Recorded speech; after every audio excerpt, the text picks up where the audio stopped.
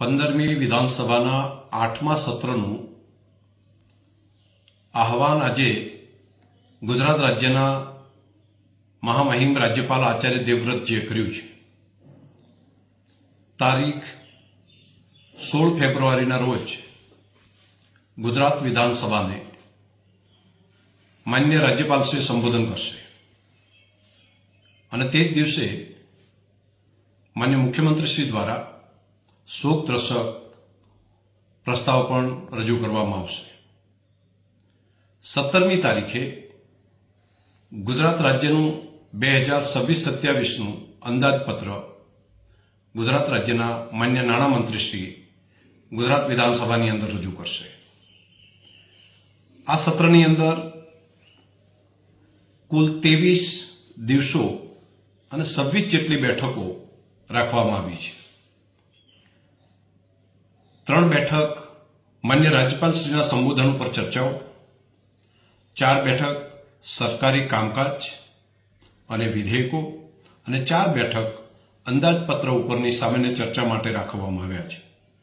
12 બેઠક વિભાગવાર માગણીઓ ઉપરની ચર્ચાઓ માટે અને 2 બેઠક પૂરક માગણીઓ ઉપરની ચર્ચા, એમ કુલ 18 બેઠકો નાણાકીય કામકાજ માટે ફાળવવામાં આવી છે. 6 બેઠકો બિન સરકારી કામકાજ માટે પણ સમય ફાળવવામાં આવ્યો છે.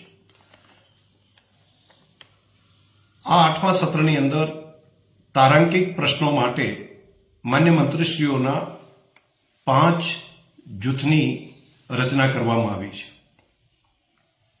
માન્ય ધારાસભ્યશ્રીઓ વિધાનસભાની અંદર પોતાના વિસ્તારના અને રાજ્યના પ્રશ્નો રજૂ કરવા માટે આજે જ્યારે આહવાન કરવામાં આવ્યું છે તો આવતીકાલથી એ પ્રશ્નો દાખલ કરી શકશે.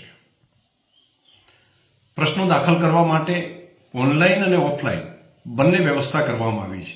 પોતાના મત વિસ્તારની અંદર રહીને માન્ય ધારાસભ્યશ્રીઓ ઓનલાઈન પણ પ્રશ્ન દાખલ કરી શકશે અને અહીંયા આવીને તેમને લેખિત સ્વરૂપે મૂકવું હોય તો પણ પ્રશ્નોની રજૂઆત કરી શકશે. છેલ્લા દિવસનો પ્રસ્તાવ પણ રહેશે. તે સિવાય ડિટેલ અને વિગતવાર કામકાજ એ કામકાજ સલાહકાર સમિતિની મિટિંગની અંદર નક્કી થતું હોય છે. વિધાનસભાના સત્રના ચાલુ થાય તે પહેલા હું કામકાજ સલાહકાર સમિતિની મિટિંગ બોલાવીશ અને તેની અંદર વિગતવાર જે સત્ર દરમિયાન થનાર કામ છે તેનો અહેવાલ વિધાનસભામાં રજૂ પણ કરવામાં આવશે.